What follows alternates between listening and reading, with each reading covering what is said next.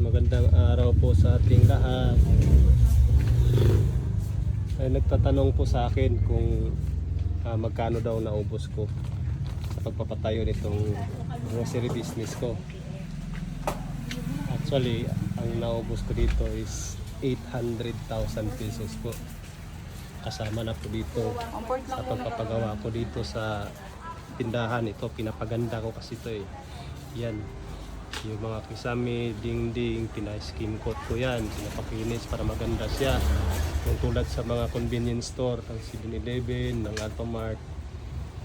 Tapos, ito, mga bakal, paggawa ng pinto.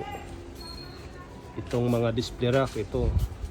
2,650 po ang isang set nito. Yan, so bali, nasa mga 15 ka display rack to. So total nyo na lang kung magkano yun.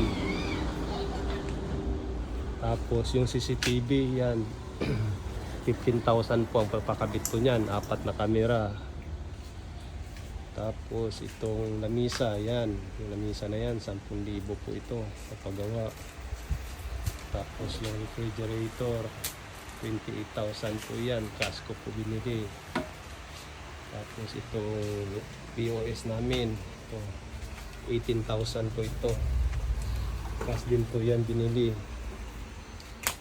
Tapos yun, mga ilaw. At saka yung mga paninda. Yung mga paninda, ang naubos ko sa pagpapagawa sa mga kulang 200,000. Tapos yung mga paninda, nasa mga 500,000 po yung naubos ko dyan. Hindi pa ganyan yan, kunti lang yan dati. Kaya ngayon madami na siya. Tapos itong bigas, bukod pa ang puhunan nito sa mga grocery at sa mga itlog. Yan, bukod ang puhunan yan. Kaya di biro magtayo ng grocery business. Kailangan mo ng medyo malaki-laking puhunan.